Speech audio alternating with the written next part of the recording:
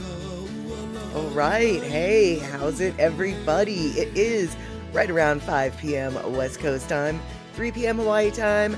I'm going to say it's 8 p.m. on that there East Coast and 7 p.m. for our Central Time folk. I am Matt Statter. This is Chatter with Statter. And I have no idea if any of our California people are going to be here today because California, oh my, don't slide off into the ocean, y'all. We still love you. We really do, California. So hoping you guys can still have power if you're there, you haven't flooded away, and you are with us. But we do know that we've got some folk from the Central Time folk and from the East Coast. We have got Rick in the house. We've got Andre. Ooh, Andre is in California. He has not floated away yet. We've got Gina Gamba. Let's see. We've got Shock. And we've got Darlene as well. Lady Misty saying hello from the YouTube side, which is awesome because last night we only twitched on the stream side. We only streamed on the Twitch side. And every Sunday, I am afraid. Did I turn YouTube back on? Turns out I might have. All right, so let's see here. Andre, yes, we said hello to Andre because he is not away in the ocean yet, and he still has power, I think, maybe. And hey, Mama Sean, good to see you. Look at me with my hair all up. Yeah, well, that's what happens when about 25 minutes before the stream, you realize I can't stand myself. I've got to take a shower.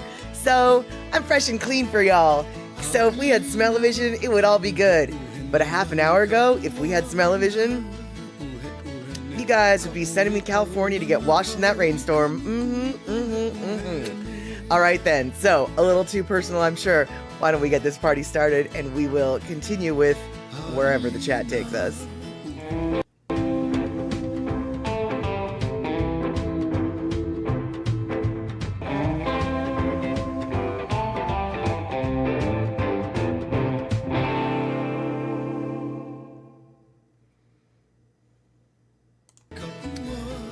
There we have it. Yeah, Darlene, they're for sure gonna get hit hard. Right before the stream, I was like, I might as well clue myself in to what's going on. So I actually looked up a little and caught a weather forecast from CBS, or not a weather forecast, a storm update broadcast from CBS that was published like 28 minutes ago. And yeah, it looks like a couple thousand or maybe a couple 100,000 people in the LA, Ventura, and some other place. Those areas are needing to be evacuated. And there have been gusts of like 80-mile-an-hour winds, which is not necessarily that big of a deal, except for when you've got big trees with 80-mile-an-hour winds in already saturated soils. That can cause a bunch of trees coming down, which in Northern California on the 101, apparently some trees have come down, trapped people in their cars. And then, of course, the storm hasn't even, I guess, gotten here yet. It's not scheduled to reach really its peak until later tonight. They've already preemptively canceled school for a lot of the areas in California. Andre, are you going to, is your school district canceled for tomorrow? Because it sounds like a lot of school districts are canceling for tomorrow. And the storm is supposed to last, I guess, until Tuesday. But that doesn't mean that flooding doesn't keep once the rain stops, that's fine. But the rain that hit the hills still needs to take time to come down the hill. So there's going to be some flooding, even days after it, quote-unquote, dries out. Thank you, Mama Sean. It was Santa Barbara. I knew that there was 3, and I knew that I recognized all 3 of them, but I couldn't remember. Exactly. Santa Barbara, Los Angeles, and Ventura counties all have areas that are required to evacuate, apparently. Now, I don't know why they're required to evacuate, if it's for threat of mudslide or threat of flooding. I'm not quite sure, but honestly, does it really matter? You're required to evacuate. That means the storm is not in a happy place for you. So hopefully everybody is safe. Andre is going to apparently have to face the weather tomorrow. So be sure to get your rain gear going. And, right, so, okay, Mama Sean says flooding, Andre says mudslide. Exactly. I feel like it's an equal possibility of both, honestly, because, yeah, who flippin' knows? And hey, PPP Bang, good to see you. We are right now lamenting the weather situation for our friends in California. Southern California is getting, well, actually, most of California is getting beaten with some very severe weather. Southern California does seem to be having the most. Well, Southern California is the ones that that have to evacuate due to the weather. So they're, I guess, getting it hit the hardest. So hopefully none of the people who are part of the Statterbox crew know anybody who's in peril or are in peril themselves. And eMusic, hey, good to see you. Mama Sean, you're supposed to get it Tuesday. Yeah, it's supposed to, right, head on inward. Yeah, California will be done, and then it'll be your turn. So, who knows? Hopefully you are not in a flood, or it doesn't look like from where you're at, from the pictures you've shown, that you're probably at a mudslide risk, but you might be in a floodplain risk, and so hopefully things will not be problematic for you. Hopefully by the time it hits Arizona, it'll have dried out just a smidge. And, although just a smidge, actually, it sounds like from this pattern might still not be that much. Might not be enough, I mean. And let's see here. So, what are we going to talk about today? Well, I thought that I would brag a little bit about one of my friends. And Mama Sean, you have washes that flood. Yeah, I kind of figured there would be canyon areas and places like that flood. Hopefully, though, you aren't in a flood path per se. Hey, Trail Dust, so good to see you coming on in. And let's see, Rick saying, you saw that they released water from the upstream reservoirs. Not good. It adds to all the rain in the rivers. Yeah, unfortunately, though, it's sort of, you have to, yeah, it's a no-win situation when it comes to having to release the water in the reservoirs when it's that high up, for sure. And, let's see here. San Jose has been evacuating homeless from around the Guadalupe River. They make big encampments down there. Well, that's good. That's very good. Obviously, those people are without housing and go to the least used area. And yeah, a lot of the riverbed in some of those areas in California, it's land that's not being used all the time. But now, yeah, the riverbed's going to be used as river, and river always wins. River is a landlord that it doesn't care. It will evacuate you with little to no warning. So yeah, hopefully everyone heeds those warnings down in the Guadalupe River area, and I'm sure the homeless encampments there, the people there are wise enough to know, oh yeah, we probably should go. Yeah. Water rises. I get it. Yeah. So, hopefully they will find, obviously, some temporary shelter, but yeah, right. And, let's see here. So what does it see? The reservoir release is mostly upper Northern California, which is the rain feed reservoirs in California. But still though, it all eventually makes its way downstream, and so when downstream's already flooded, you're just looking at a lot of water. And I'm really happy in one way that California's getting some water. It is just unfortunate that they're not getting it in such a fashion that they can collect and reclaim it in a nice way. There's going to be a lot of runoff, a lot of overflow. Their cup overfloweth, as it were, and not in a good way. But oddly enough, actually, the downpour in Los Angeles, I guess, has caused a bit of a brouhaha with the Grammys that are taking place tonight. So all of that red carpet action that they're normally used to getting, I guess, has been a little bit more difficult to get, which is unfortunate.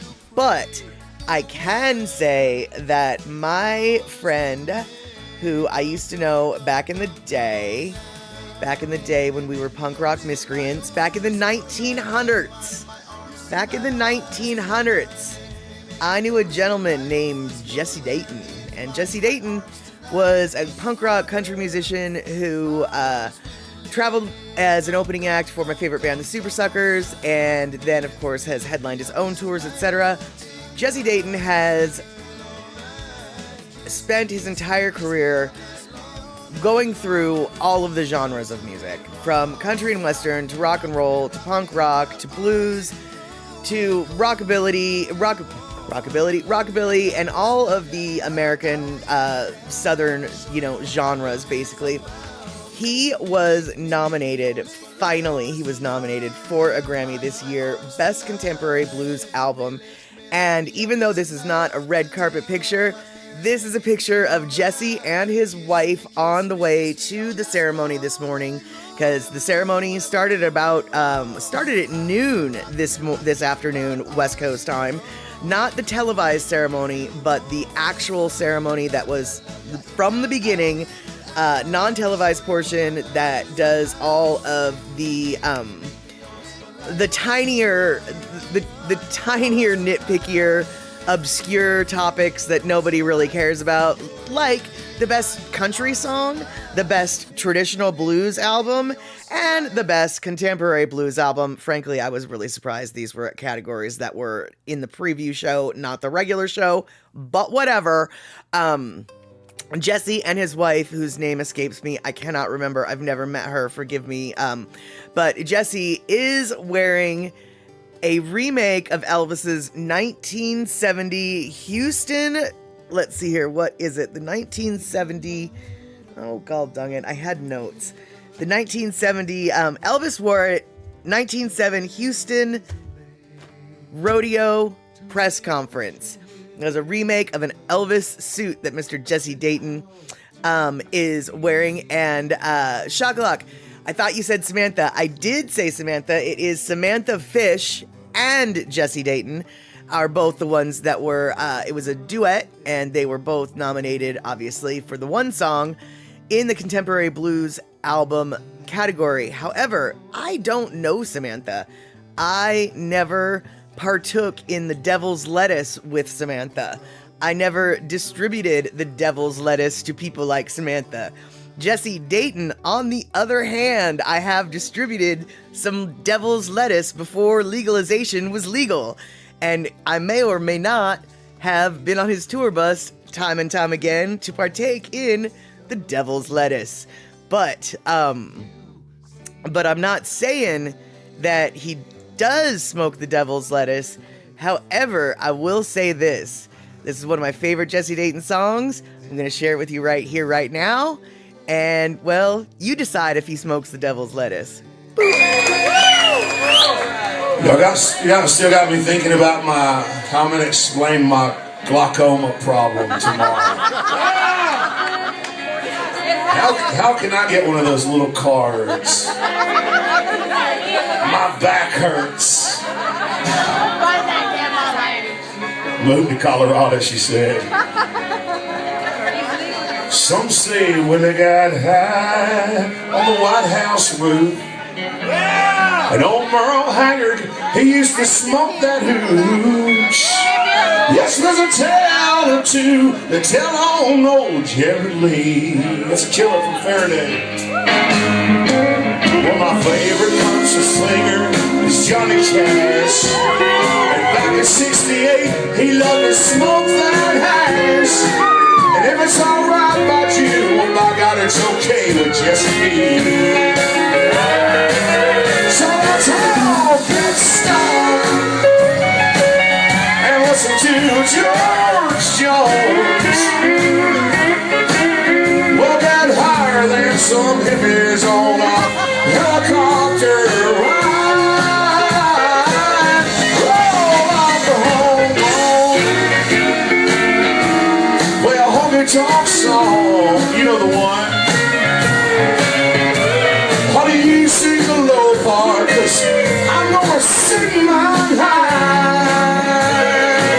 Play it,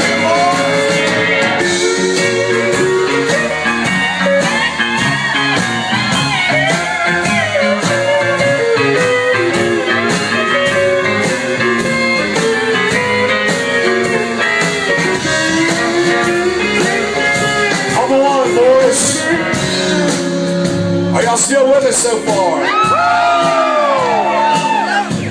Is it okay if I tell you this little Shakespearean white trash epiphany that I just had just dawned on me right now?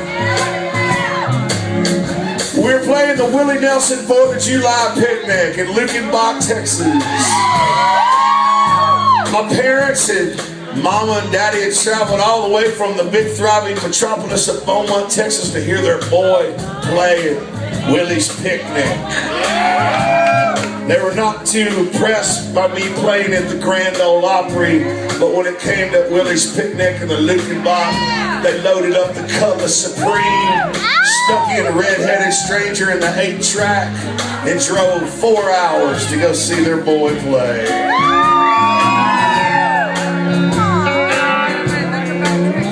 My dad got there and he was the original military hard charger. He was, the old man was a hoorah. He was a Marine, you know.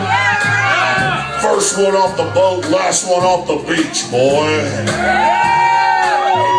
He was not too impressed with the lyrical subject matter of this song I'm singing for you right.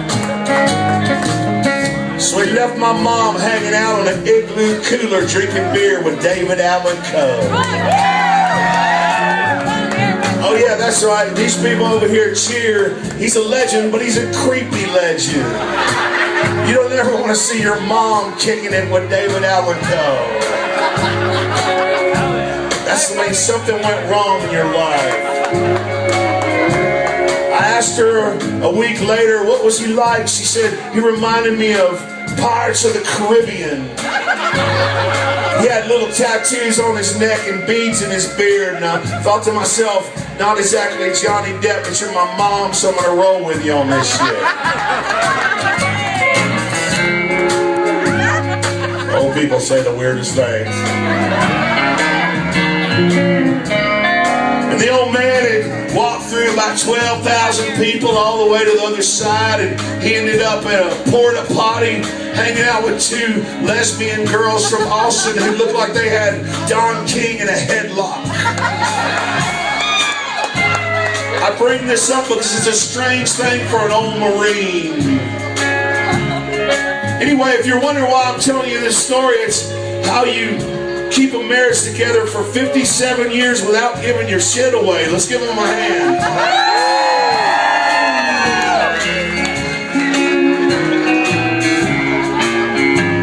Well, that old draft beer just makes me want to cry. And the good hard liquor makes me want to bow up and fight. And Jose Cuervo, son, you are no friend of mine. I like the smell and I like the taste of a big old fatty stuck right in my face. Yeah, and smoke it and pass it all down the line. So I told yes, and listen to George Jones. Well, got higher than some hippies on a helicopter ride.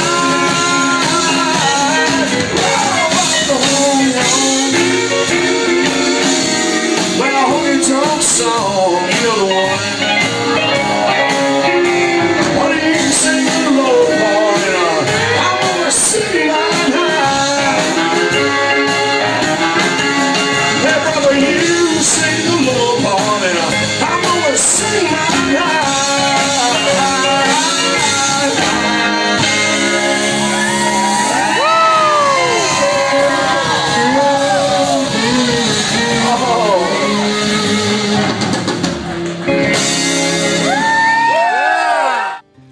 All right, then, I gotta thank you all for putting up with me.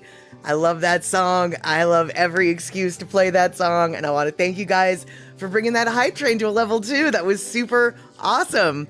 Let's see here. It looks like some movie took place that rattled Gina. Oh, I think she might have been talking about Terry's movie. Can't remember what movie it was he was watching, but I've tuned in for a quick second when I was getting ready. If you don't know what I'm talking about, Terry in Scotland, almost every day this last week has been running a cinematic movie. Some of them I've been able to catch, some of them I have not. And I think today he was running a movie, but I'm not going to tell you what because I can't remember. But let me tell you guys, I am very happy that you can put up with my little whims, etc., etc. When it comes to this stream, because I love Jesse Dayton, and he didn't win. He and Samantha did not win the Grammy nominee. Or they won the nomination, but they didn't win the category. But that's okay.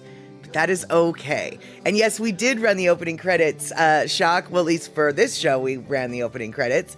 And so, if you guys are interested in checking out Jesse Dayton, you can check out Jesse Dayton at jessedayton.com. That's JESSEDAYTON. And I'll tell you, in his career, he has worked with so many different artists, from obviously Willie Nelson, John Lee Hooker, oh gosh, what was the gentleman's name? Oh, I can't tell you how many blues artists he has worked with.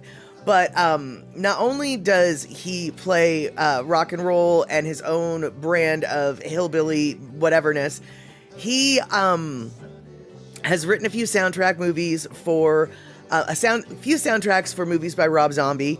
And earlier this year, he actually subbed in as guitar player for Glenn Danzig on part of Glenn Danzig's tour. If you don't know who Glenn Danzig is, Glenn Danzig comes from a band called the Misfits. They were a seminal punk rock band from the 70s and the 80s. Danzig was the solo version or the solo career of that singer. Heavy, not heavy metal, just heavy rock. I don't even know what Danzig would be classified as, but I can tell you this. When Jesse was done working with Danzig this year, he then flew to the UK and opened for Ed Sheeran at a Glastonbury for a Glastonbury festival set. So from Danzig to Ed Sheeran and all of the styles in between, he definitely he can play with them all. He can play with them all. Yeah,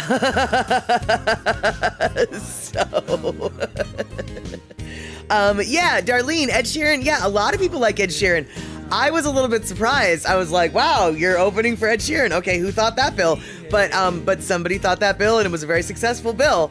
So, yeah, he and Samantha opened for Ed Sheeran earlier this year, like I said, right after he came back from playing with Danzig.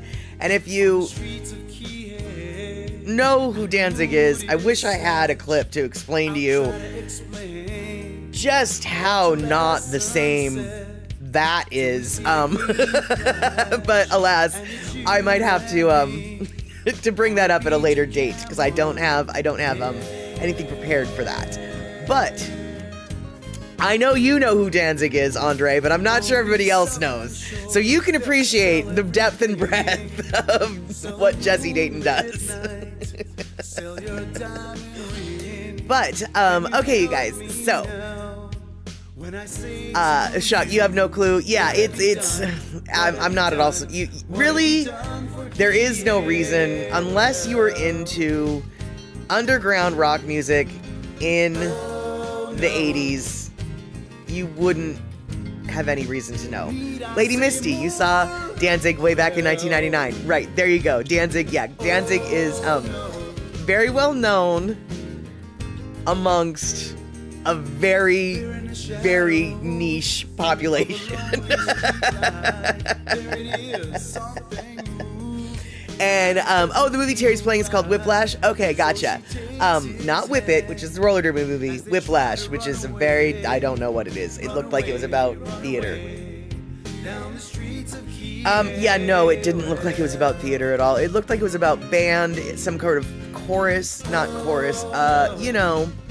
symphony is the word I'm looking for. The thing where people, they play their instruments with a guy with a stick in front of them. That's what I'm trying to say. Not a chorus.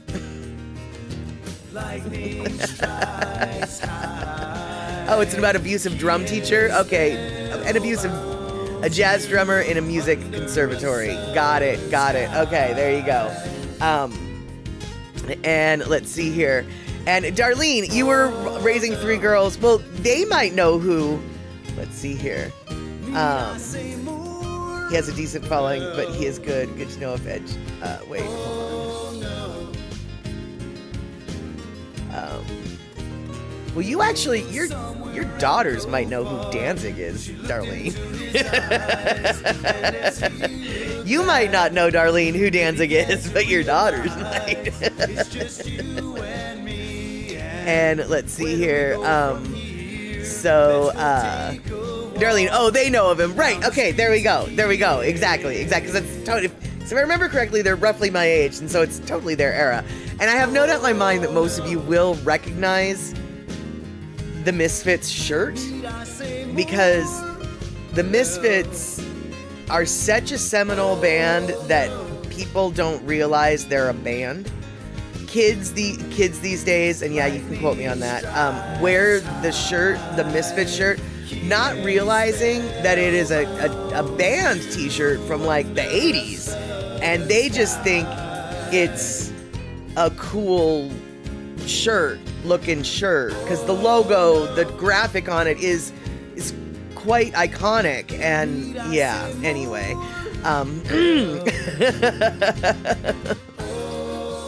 and oh, they've actually gone to some of their concerts. Oh, fantastic. See, there you go.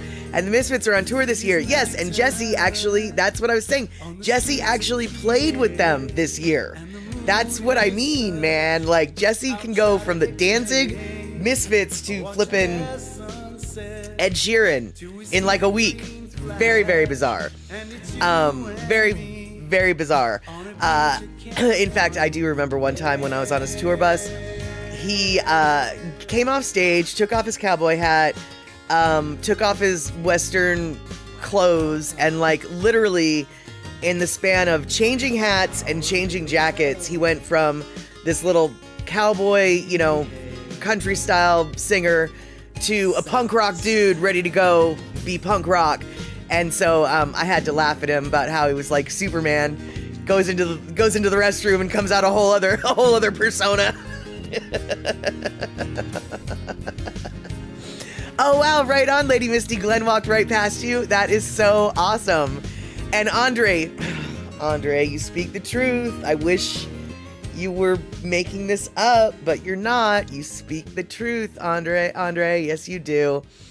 You know you're old when they're selling Misfits t-shirts at Target. And they do. Yes, they do.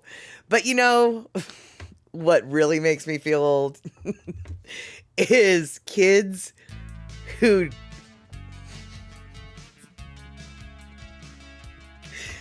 wear Nirvana t-shirts and they don't even know that Nirvana was a band. They just think it's a clothing brand.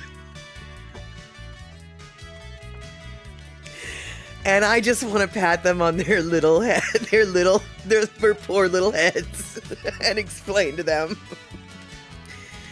Oh no, dear kittens. Oh no, dear kittens. It's not a clothing brand. But hey, I'm sure Kurt Cobain is thrilled to know that his legacy has been boiled down to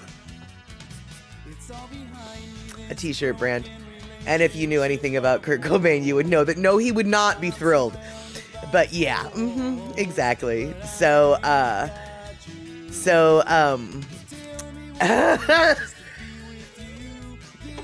Shakalak, exactly.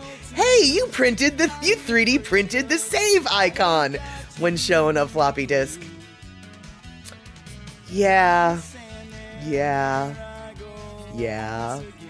Lady Misty, you wore Nirvana shirts your senior year in high school. Exactly. I didn't have a Nirvana shirt my senior year in high school, but a lot of my friends did. Their first album had been released. Nevermind hadn't been released yet, but boy oh boy, once I hit college, boom, that was when Nevermind was released. It's kind of weird, actually. I'm one of the fortunate people who graduated in the glam era, glam metal, hair glam rock era, and then literally the next year grunge started, and and the very next year I went to college. So there's a very clear demarcation between my high school and my college and the musical scenes that were that were existing, because that, when Nevermind came out, I mean, Alice in Chains, Pearl Jam, their albums had already come out, and they had sort of started the wave of Seattle grunginess. But once Nevermind came out, the world of rock seemed to just completely shift gears. But you know, that's just my memory, I guess. Although I feel like Motley Crue also agrees with me. And let's see here. See, Honda, go back even further with Nirvana meant highest stage for Buddhists. Well, that is true. That is true. But a highest stage for Buddhists, they're not making shirts for that. And if they are, then they ain't near Nirvana.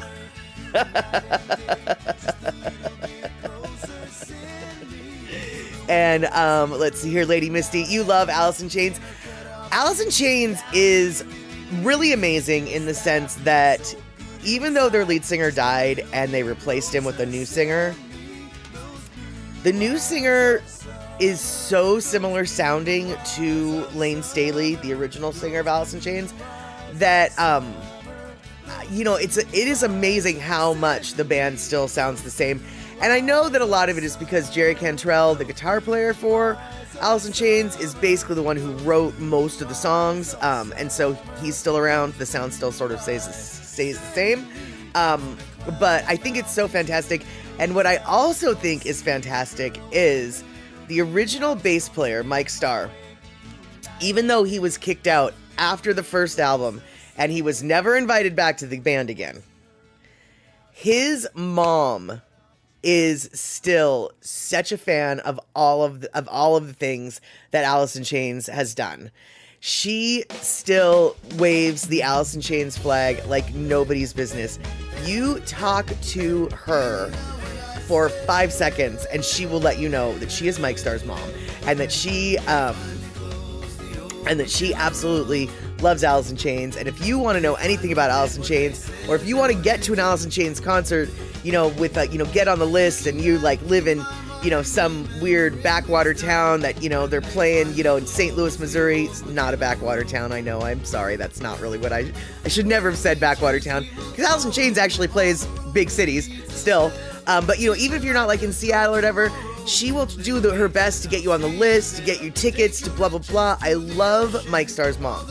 I happen to know Mike Starr's mom because she drinks at my bar. Because, I don't know if you guys know this, Mike Starr and Lane Staley, the two dead guys from Alice in Chains. So the two dead guys from Alice in Chains, yeah, they're from the town I live in. They're not from Seattle, Tech. They're from Burien. And now, obviously, Burien and Seattle, boop-a-doo, come up against one another, so it's essentially the same thing. But no, they're from my town. And so I run into Gail Starr all the time. Well, no, that's not true. She lives in Florida for half the year, and then she lives up here for the other half of the year. But right now, during the winter, I run into her all the time.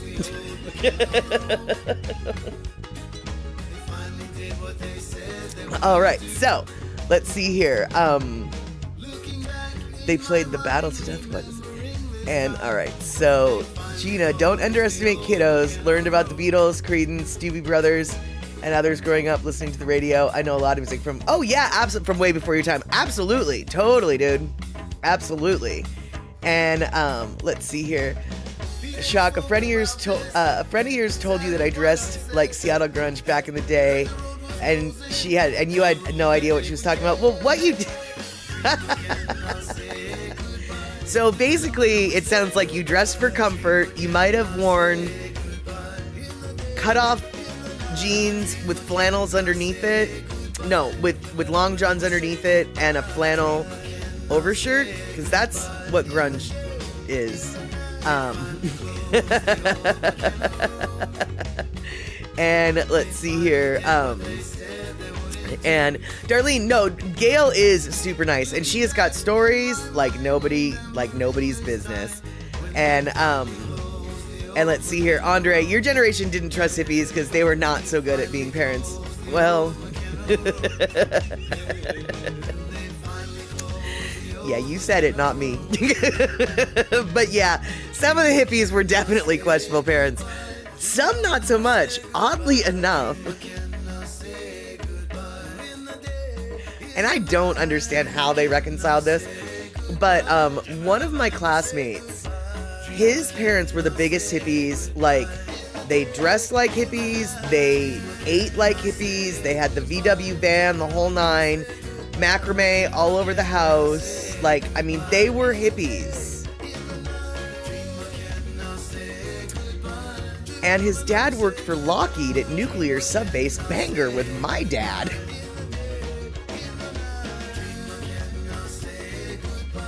Huh? I don't know how dad reconciled his work life with his other life, but yeah, they were really big hippies, and dad worked for a military contractor at a nuclear submarine base. Okay. And they were very strict parents, actually. They were good parents. They were very good parents. And yeah, Darlene, no, not all of the hippie parents were bad parents. But I definitely bet that you know of a few flaky Flakersons and the flaker who flaked.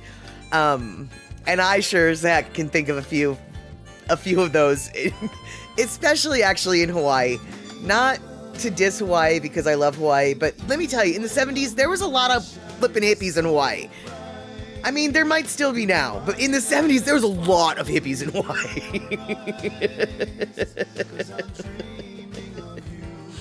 And shock, yeah, exactly. Dad knew that he had kids to feed. That'll usually do it. Yep, there you go. There you go. Exactly. All right, so, in case you guys are wondering, where is Bacola Tea right now? I think Bacola Tea is in Ontario, California. Stuck at an airport. Because she was supposed to fly home today and land in Los Angeles. But I'm guessing maybe due to the storms, I don't know. But she was unable to land in Los Angeles, and they had to reroute to Ontario. And so then they had to land to refuel. But I guess they got off or something, I'm not sure. Either way, she's getting a hotel tonight and hopefully flying back to Hawaii tomorrow. But these are some pictures that she sent to us while she was on the plane flying over Washington and Oregon. And then I gotta say, you guys, I think it's really awesome that the airplane that they fly on, I think it was the, Air Emirates or whatever, the same airline that they flew to, they're flying back, obviously. And I just think it's so flirpin' cool that they have these stupid flippin' video cameras that you can see where in the world everything is, where you're flying over. And so she can't tell me exactly where these pictures were taken, but she estimates it was somewhere over the Cascades, south of Mount Rainier, but maybe not yet in Oregon. So we're not sure where these pictures were taken. That's probably the Columbia River is my best guess by the looks of it. So that's the border between Washington and Oregon. And I'm guessing this is either Mount Rainier or Mount Adams. It doesn't look like it's Mount Hood. Mount Hood is way more pointy. And see Honda, oh, you heard about some planes being sent to Ontario instead of LA. Yep. And it looks like Bacola Tea is one of those planes. Or rather, on one of those planes. She didn't mysteriously turn into a plane. She's done a lot of things in the last couple weeks, but turning into a plane is not one of them.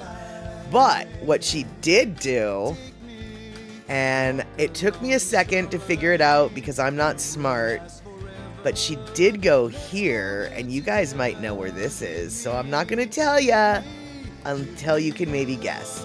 Guess where she went. Boop.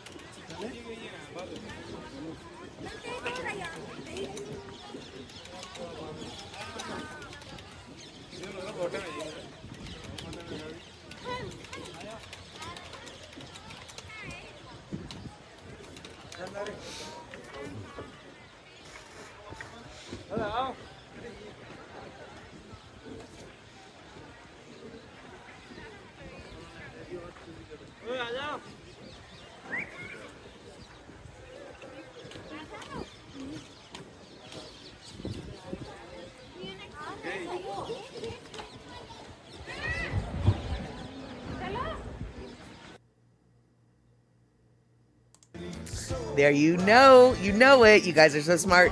Indeed, it is the Taj Mahal, and it's not a palace, it's a mausoleum. It is the temple of love, built out of love for, I'm assuming, someone's wife, but I don't actually know the true history of the Taj Mahal. I do know, though, that unfortunately, Acid Rain is doing a number on it, and I also know that no, that's about all I know. Well, I also know that Pukola T was there. There you go. And we are blessed to be sharing her that she's sharing her travels with us. And so we've got a couple more things from Pukola T. But before we do that, why don't we take a quick Lono listening break? And I believe this song actually might be the same chant that we heard Lono chanting when we watched the video of him doing hula. Only this song is actually a song, not a chant. So let's do this. There we go. Boop.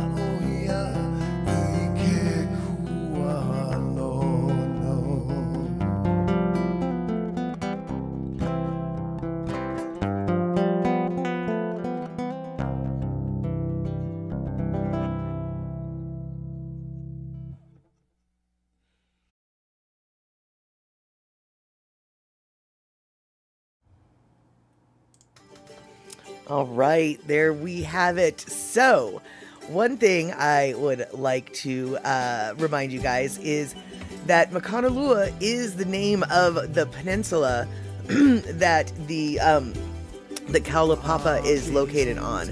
And so, when people talk about St. Damien and the colony for those who are suffering from Hansen's disease, they often refer to the area as Kaulapapa, which is true. That is where the colony was located. That's actually just a location on the larger peninsula. And the reason why I bring this up is because that larger peninsula is separated from the island of Molokai by cliffs that are like 3,000 feet tall. It's a very, very isolated peninsula. It was exactly why the isolation is exactly why it was chosen for the leprosy colony back in the day.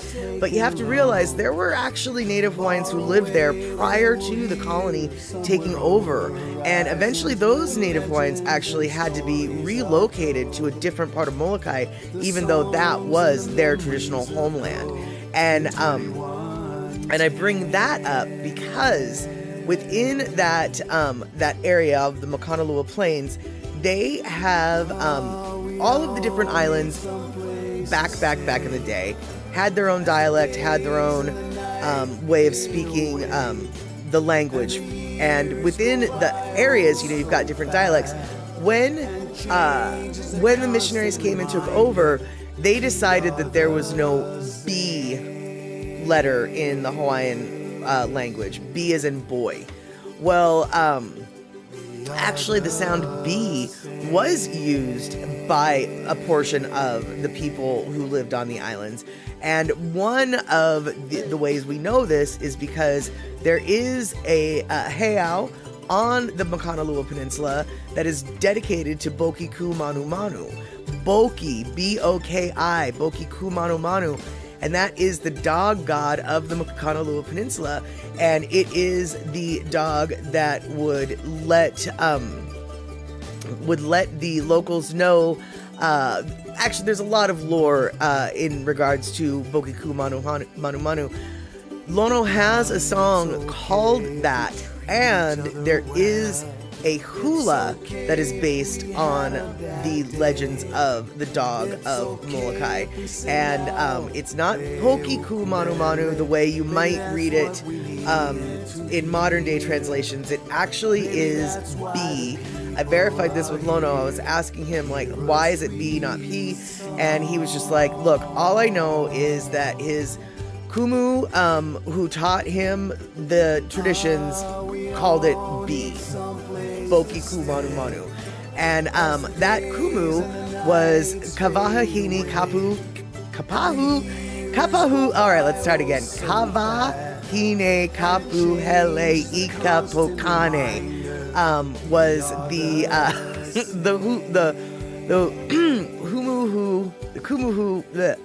teacher that Lono worked under when he studied 6 years at the halau. So, I just wanted to let you guys know, like, what's Makanalua? Well, it's this little flat area that, as Andre says, it's weird how it's just sheer cliffs and then flat peninsula. And yes, exactly, the flat peninsula is that isolated area that did used to actually have Native Hawaiians living there who were displaced when the when the colony for those with Hansen's disease were, when it was decided to be placed there. So that's an interesting history that I don't know a whole lot about, but I do believe Hawaii PBS recently ran a show about it, and I do intend to watch. But let's see here. Let's see. Looks like Weather Talk, brown winter. That's no fun. That is no fun at all. At least. So eMusic and actually Rick and Darlene. Yeah, actually eMusic and Rick and Darlene. Hold up. It is all the way through January. Now, I know that we're all on that page, but it just occurred to me, it is all the way through January. Have you guys had a significant freeze yet in your area? Like, are people able to insanely park on the lake again? Because I know that usually by now, people are stupid and parking on the ice lake, because I call them stupid, but they're brave. So brave people are brave, parking on the lake of the ice of the lake, ice lake, lake ice, whatever you want to call it. Do you guys have the ice lake, the lake ice? Is the lake frozen over, is what I'm trying to ask. Or is it still lakey? And if it's not frozen over by now, will it ever, for this winter, freeze over, do you think? I know nothing about the weather patterns of the Midwest, other than, wait, it's February and it hasn't snowed a lot yet? That seems weird. And I'm not trying to, like, you know, be judgmental, but that seems weird. And so Big Lake, Michigan only has 7% ice cover, was 25% last week. eMusic, the lake isn't frozen enough for car traffic. Andre, they are having problems with having snow and ice for winter events in Minnesota. Okay. Wow. Weird. I don't know if I like that. I mean, no, I don't like that. And so, Darlene, yeah, no snow. We have 40s lately. We had very cold week, then it warmed up. So ice fishing is not as frozen as it should be. Not safe, they're saying. Some fishing places have closed. Oh, wow. Okay. eMusic, mahalo. I'm please, if you know something better or different, let me know. I always am willing, able, and seeking corrections, but from what I understand, and thank you for maybe not jumping in, or thank you for having no reason to have you thanking me makes me think, okay, cool, I might have gotten a little bit right. So yay, there we go. And let's see here. Below 40 in Rhode Island, as in the 30s, not 40 below. Got it. Yeah, now see, 30s, I mean, that, I don't know, Rhode Island, that seems a little warm for Rhode Island this time of year too. And eMusic, there is ice fishing going on Lake Superior, but no cars. And inland lakes are getting melted, only 4 inches, almost too thin to walk out. Oh, God. Just reading that sends shivers down my spine. Only 4-inch ice, almost too thin to walk out. No, too thin to walk out on. For someone like me, too thin to walk out on.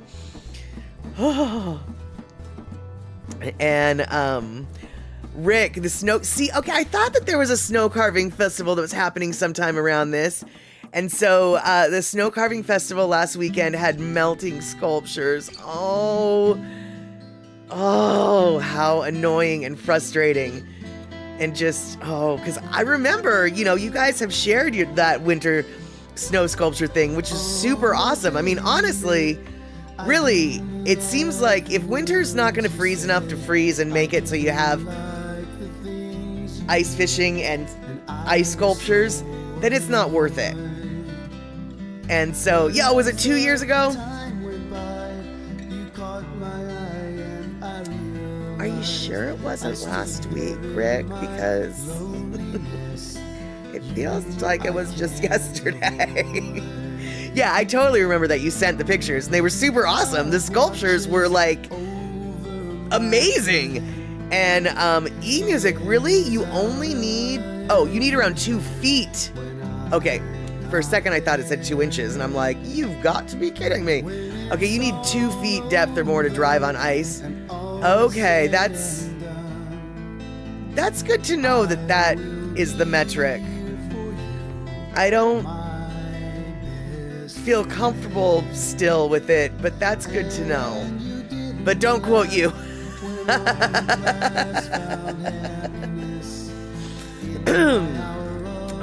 Okay. So, but it's, well, wait. Don't quote you. Hold on, wait. All right, Terry.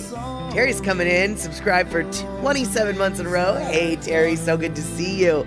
Terry in Scotland probably just finished that movie that we were talking about earlier, that movie being Whiplash, apparently. And so for those of you who are just tuning in, watching the repeat, Terry in Scotland, phenomenal live streamer. Seems like every day he's either live streaming a movie or he's live streaming some sort of game. But 4 p.m. West Coast time is when you can find Terry in Scotland online on Twitch. I love Terry in Scotland. I love watching him when I can. And you should like and subscribe, Terry in Scotland. But before you do that, if you're watching this on YouTube, like and subscribe here for more Chatter with Statter. I always forget to say that, so I figure I'll throw that in. And but thank you so much for the resub there, Terry. And thank you so much, Shock, for throwing down that shout out for Terry. And let's see here, Darlene, I'm not a big fan. I'm not a big going out onto the ice on some of the lakes up north. It's too scary. Yeah, I'm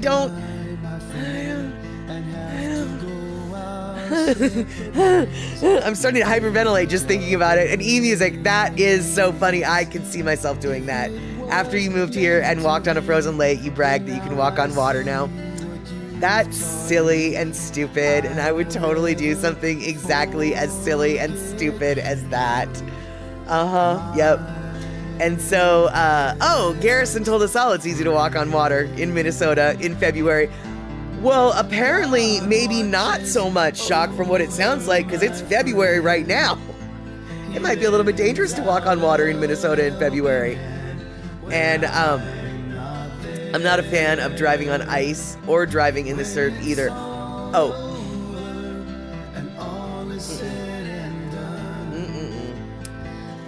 Do not even get me started. Oh, wait, you did.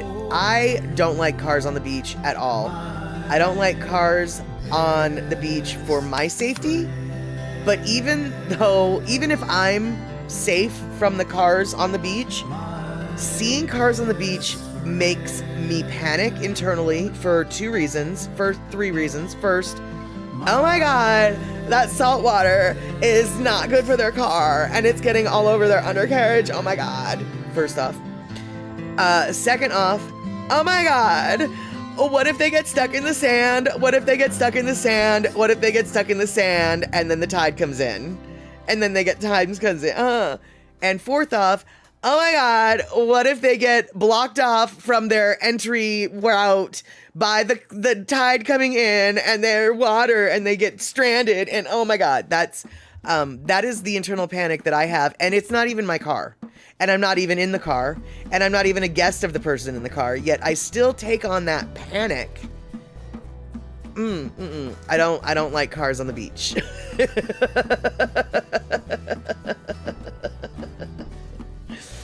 And Rick, you're maybe gonna go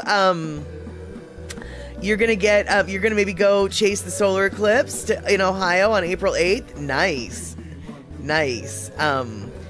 And Shock, you would be worried about getting all the petroleum crap all over the beach. Yeah, I don't know why that has never bothered me or made me panic. It's literally everything else that has, but it fills me with panic, and it's useless because it's like, if they get stuck, it doesn't affect you. I mean, the only thing that you can do if they get stuck is what you already like doing anyway. So why are you panicked? Because if you can stand on the shore and point and laugh at somebody who did something that you knew was stupid, and now they're finding out how stupid it was, you point and laugh, right?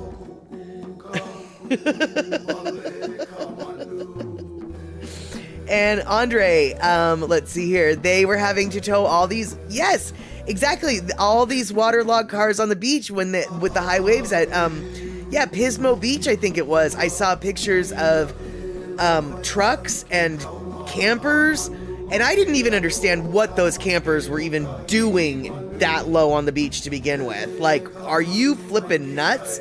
You don't camp on the sand in your RV. But apparently some people do camp on the sand in their RV. And totally true, Shock. If our feelings had any basis in rationality, the world would be a better place. That is very true. That is very true. And let's see here. Rick, Melt Happens. A winter festival let too many people park on the ice and 20 cars went down. Oh no. Oh no. God, I don't even know what I would do if I was in that situation, right? So like your car is over there on the ice and you see other cars falling into the ice. Do you go get your car and risk falling into the ice with it? Or do you just let your car fall into the ice? I don't really want to have to make that decision, so here's the deal. I don't think I'm going to park on the ice. Yeah. And Shock, out here we had a culvert collapse under the parking lot. Oh no, at a national park. And a bunch of Toyotas were totaled. And the BMW started right up after being fished out.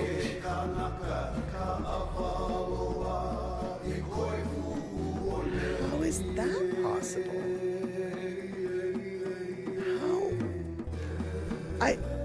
Wait, what? How is that? I thought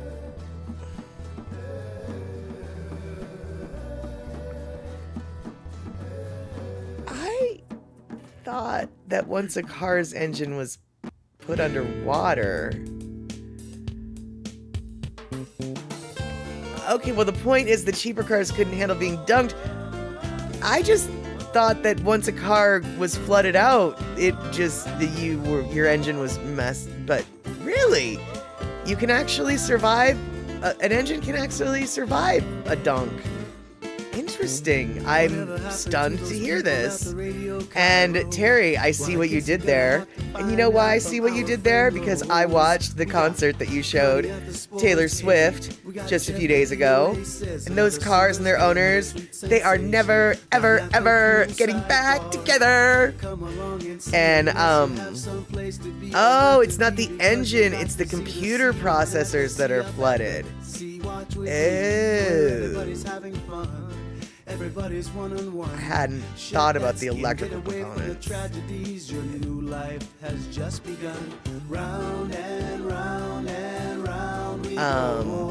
Okay, and Andre's like, must have been an older BMW because the new ones have all kinds of electrical problems without water. And then, okay, so this happened in the early 90s. So yeah, a little bit less electronically inclined than cars are today. Got it.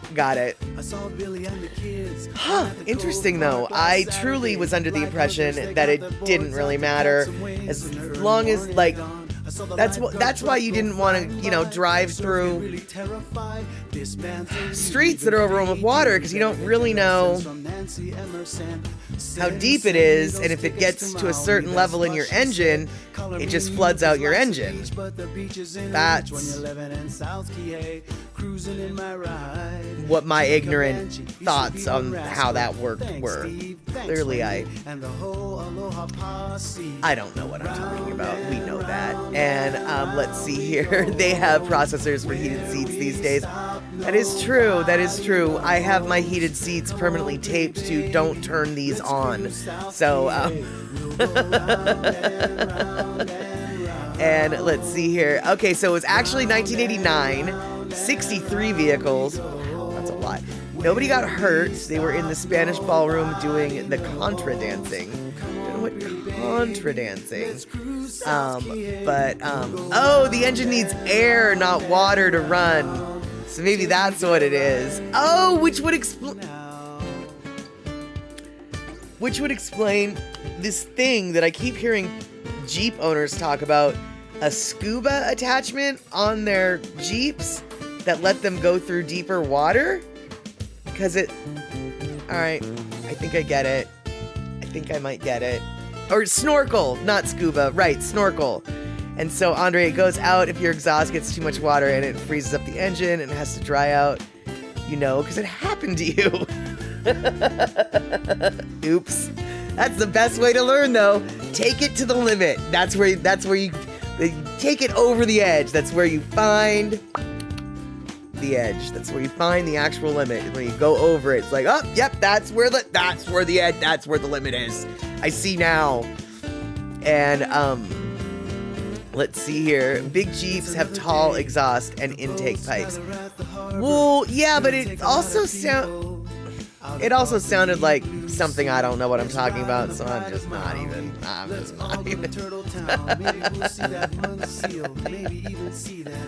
A scuba Jeep would be pretty extreme if you could drive underwater. Absolutely, absolutely. Although they do have boats that can go underwater. I mean, they're not, I don't really know what they're classified as. I guess they're classified as personal submersibles. But, you can rent them in Hawaii, it turns out. The Atlantis submarine tours, like for a lot of people, apparently if you're super rich, they have smaller ones that only sit like 2 people, and you can go in it, and frankly it looks really awesome and dangerous to me. I don't really think I'd want to do that. And Thomas the Turtle, you can just put the car in rice like a cell phone. But what I'm not sure though, where do you get a Ziploc baggie big enough for that? 'Cause don't you need the Ziploc too? You need the rice in the Ziploc. I don't have a Ziploc baggie big enough for my car. And let's see here. Oh, they have military cars that can drive totally covered up because they've got a tall snorkel. Okay. Weird. And, oh, right, I guess, yeah, just a rice silo, just drop it in. Okay, that's it. There we go. And let's see here. Shock in like Flint had a boat car in it. Wait, hold on. Oh, no, it was the president's analyst. Yes, you're right. I remember you showed that video. Or did I show that video? Somebody showed that video and it did have a boat car in it. You're right. And let's see here. A working snorkel would have saved the crew of the Monitor. I don't know who. Amphicar. Okay. I don't know what the Monitor is. It sounds familiar. It sounds like something I should know about. It sounds like something that took place. The Monitor was that like the use Monitor? Okay, no, actually, Shock, no, I am not steeped in Civil War submarine history, but that was exactly what I was trying to put words to. I was like, I feel like the Monitor is something I know from U.S. history from when way before submarines should have existed. So yeah, okay, so I did vaguely, yeah, it was a Civil War and iron ship thing. Okay, yeah, I did know what you're talking about. And, I mean, I didn't really know what you're talking about, but I thought I might know what you're talking about. All right, then. And so the Monitor was an ironclad, says Andre. Andre obviously knew what that flying fork you were talking about. I obviously liked to pretend that I did. And Terry in Scotland's like, Monitor versus Merrimack, y'all. I know what's up. Whereas I'm just like,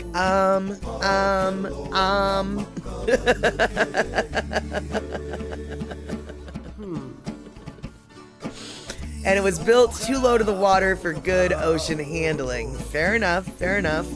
The ocean has been known to get tall at times. And,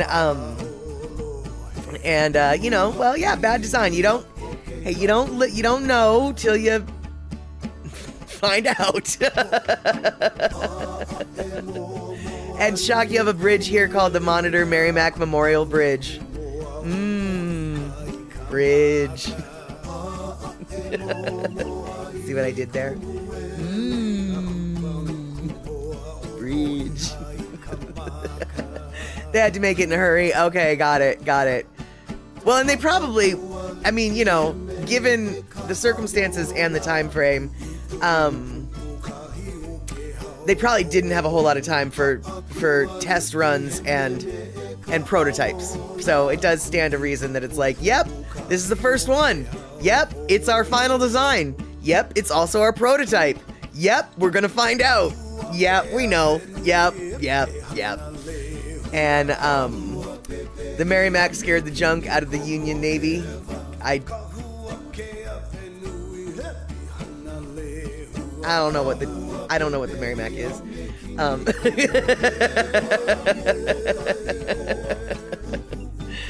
I don't know what the Merrimack is. Is it a ship? And Terry, it's the first clash of ironclads made every navy on Earth obsolete. This first clash of the ironclads made every navy on Earth obsolete. Got it. Wow. All right. See, this is...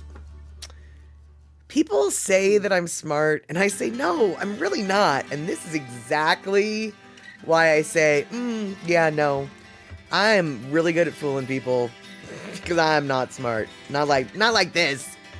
You guys know what's up.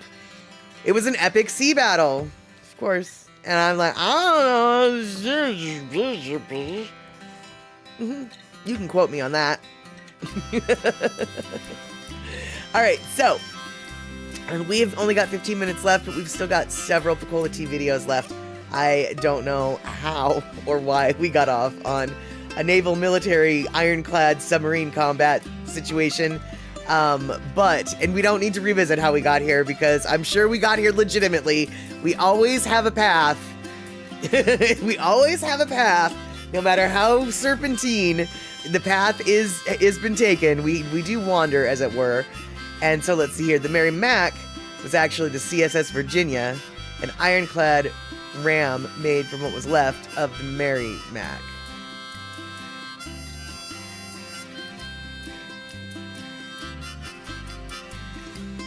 All right, now I'm very confused. The Merrimack was actually the CSS Virginia, an ironclad ram made from what was left of the Merrimack.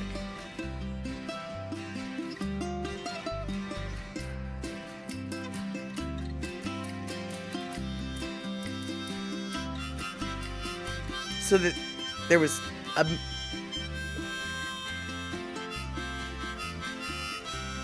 So the CSS Virginia was made from the iron that was left of the Merrimack, that the Merrimack was then made from. You know what? I'm just gonna show this video from Pecola T.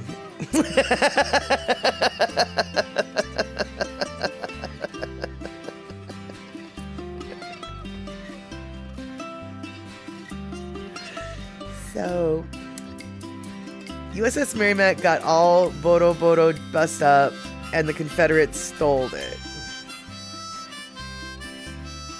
Okay, yeah, it's still, I'm just, yeah, there you go, exactly. So you guys, you want to go see where Pecola T went? Here, let me go find this. Boop.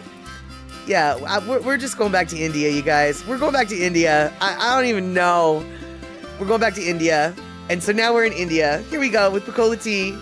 We've flown back to India, even though Pecola T is in California right now. We're with her in India. And you can see here on the map that we've got more circles that we've circled. And you see that at the top of the map, we've got a big red circle for New Delhi. And she eventually ends up in New Delhi. But right now, we're going to be in the tiny green circle. The tiny green circle is the wildlife park that she went to, and she was hoping to see tigers, unable to see tigers, but she got to see a bunch of deers and a bunch of monkeys. And so here we get to see some deers and some monkeys. Boop.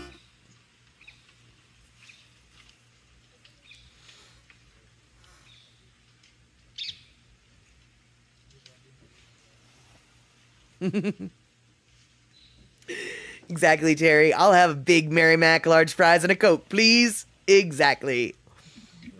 Now, I don't know much about these deers, but I'm guessing that there's some sort of mineral lick, salt lick in this land and or in these rocks, because they look like they're licking something. And then this is a better video, and a whole bunch of spotted deers. And I guess the spotted deers and the monkeys have a very symbiotic relationship. I'm not quite sure how, but they like each other. They get along. And here they are liking each other and getting along, I guess.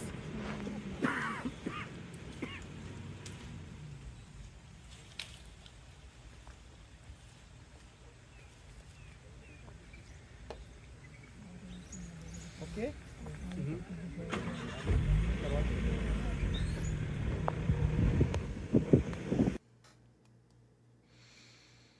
Apparently, tigers really enjoy eating these deers, but alas, no tigers here.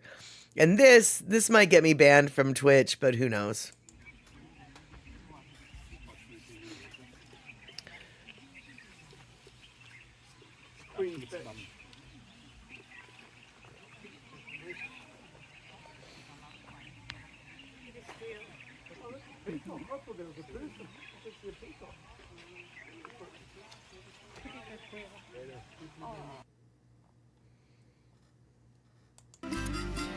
Twitch doesn't like butt stuff, so I don't know. I don't know if they're gonna let me get away with that, but whatever.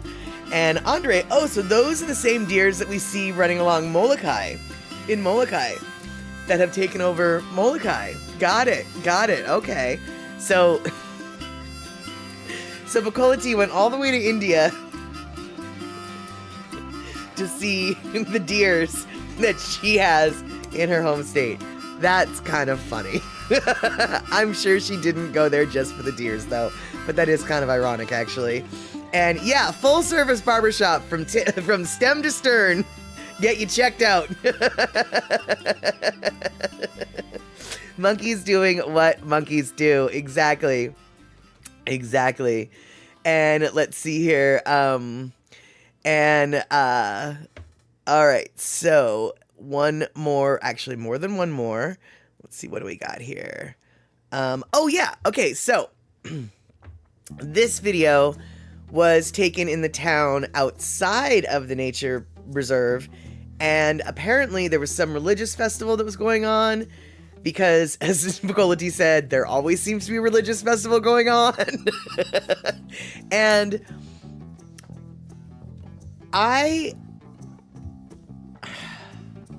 at risk of sounding like an ignorant foreigner, but I am an ignorant foreigner, so here we go.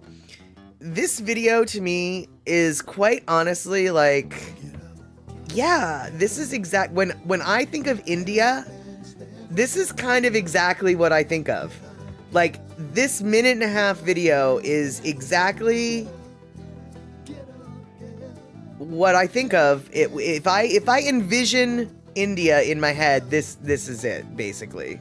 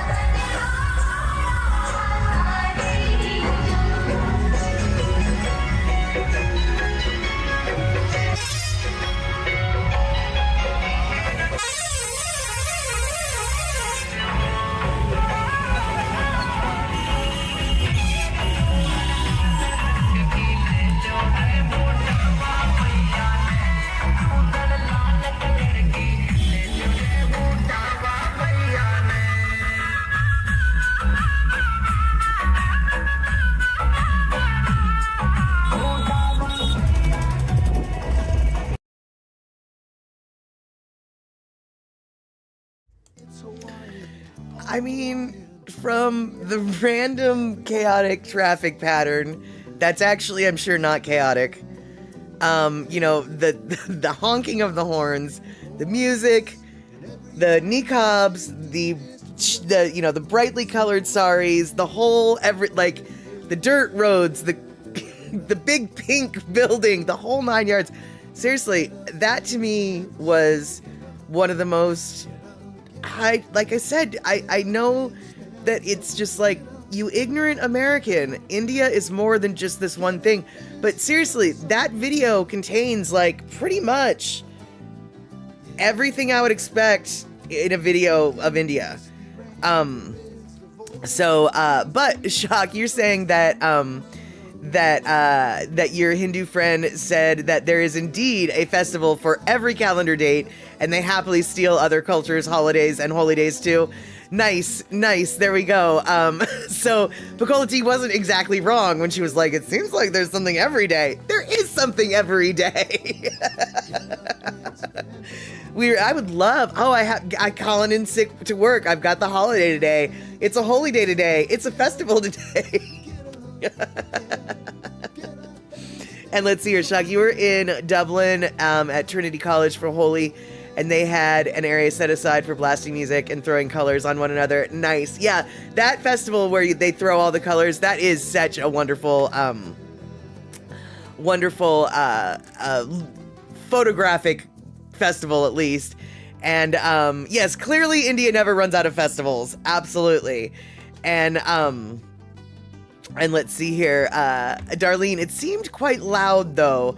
But it seems like I thought of India too. I bet there's stuff we haven't seen. Oh, totally. I know that there is so much more to India than all of my stereotypical thoughts that were in that video. But let's see here, Andre. But they will say, "Hey, you're not Hindu." Let's try that one more time. But they will say, hey, you're not Hindu, go to work with the Muslims. Oh, quite possibly. I have no idea about that. I just know that the music and the honking really, really seemed like India to me. But that is a tiny town outside of New Delhi. We actually have, okay, no, we don't. Yes, we do. We have a couple more videos. One of them is taken at dusk on a cycle ride, a cyclo cab or whatever. And I believe this is in New Delhi. And then the next one is a tuk-tuk ride in New Delhi. So let's check out this.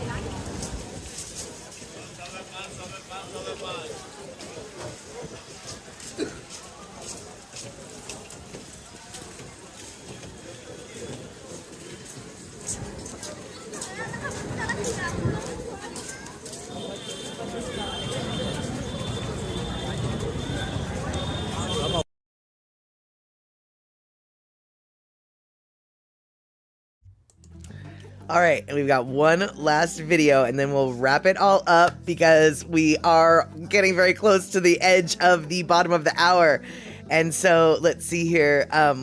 You tried to take a tuk-tuk ride, but the tuk-tuk was already taken. Ha, but I don't know if you are really telling the truth, but I really enjoyed saying that sentence, Terry in Scotland.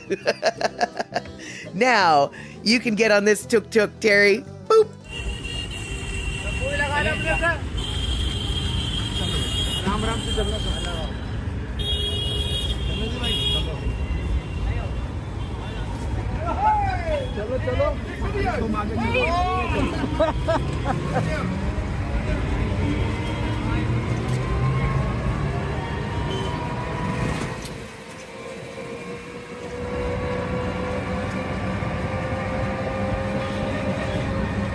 Electric? Yeah, I think so.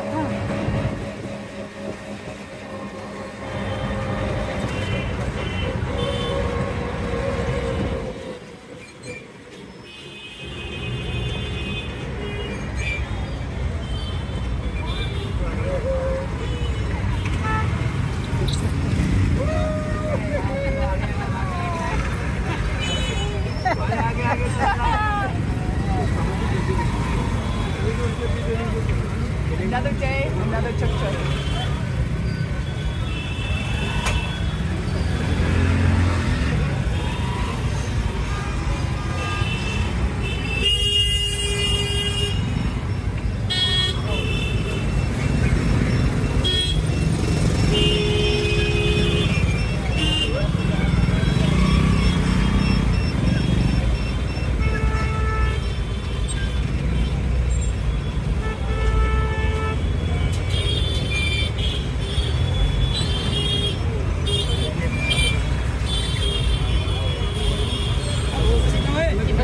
Take her by your phone. I am.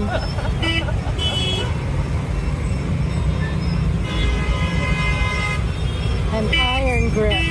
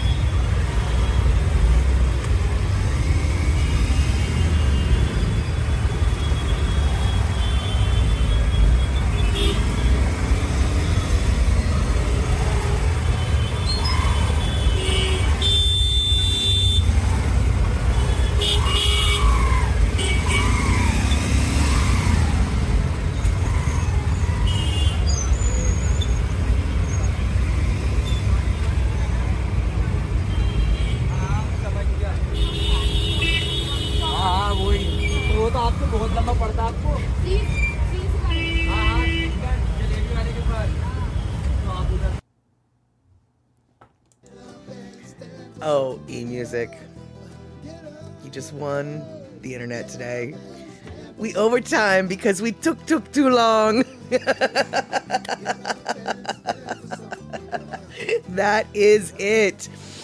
I would love to ride on a tuk-tuk though, because yes, I don't want to deal with this traffic at all. And that open air, I think it would be really fun. But you know, now this, do not quote me on this, you guys, but I think that in India and in a lot of different places, that constant horn nightmare, that constant nightmare cacophony of horn noises, it's always going to be there, because that's actually, they don't, the way I use my horn is boop, hey, you're about to hit me, or boop, get out of the way, or like, I use it as a, hey, you're not noticing me here, don't hurt yourself, or don't hurt me. You know, it's as a a last minute explanation, or awareness noise. Andre has got it. They actually are talking with their horn. Like the little toot toot means something. The toot toot toot, the brr, like they all mean different things. And I want to say that some of the things they mean is like toot toot. I'm making this up, but it's like toot toot means I'm merging left. So it's like the equivalent of their flippin' signal. So basically like they use their horn completely different than the way I am accustomed to using my horn. And the reason why I'm not saying Americans use their horn is because I know that on the East Coast, horns get used a lot more than on the West Coast, and I feel like there must be some sort of horn culture, there must be there might be something going on the East Coast that I'm not familiar with. They might have a language of their own as well. Yeah, or the bird, exactly. Shock, there you go. We don't get much horn down there, but get above Baltimore and you start to hear it. And precisely, that's actually what I meant. I didn't mean the entire East Coast. It definitely seems to be like a northeast kind of thing, like a Baltimore, I want to say New York, definitely, that whole, a little bit further north. Probably, I'm guessing in Maine, they don't have that same culture. But you know what? Maybe that's something we can talk about later. And Terry, ultimately, that is correct. You're picking up what I'm laying down. East Coasters are hornier than West Coasters. That is exactly it. That is exactly it. So, let's see here. So, Andre is coming in. One of the characteristic traits of Indian roads is the sound of honking car horns, which provide a constant cacophony of noise. In 2015, the Transportation Department of Maharashtra, of the Maha state, containing the city of Mumbai, attempted to diminish the noise pollution caused by the honking by outlawing a phrase found in the back of almost all Indian trucks: horn okay please. It's unclear whether the ubiquitous sign actually contributes to drivers honking their horns more, though the government, I'm a little confused. What? Horn okay please? I don't even know what that sign means, let alone, I'm just confused. And that, my friends, is something you definitely can quote me on. I am just confused. That is my perpetual state, basically, and so it sounds like we're now back at the beginning, where I am just confused. And that, my friends, is where we're going to end the show, because we are 6 minutes past the bottom of the hour. So, we're going to wrap it up, and I am going to say, Boston, I wouldn't want to drive in there because a lot of their roads are super narrow and scary, and I don't want to drive in Boston. All right, then. Through confusion comes knowledge. We can only hope so. We can only hope so. But until that happens, we're just going to have to hold our breath and say, dude, take care, y'all. I'll see you soon.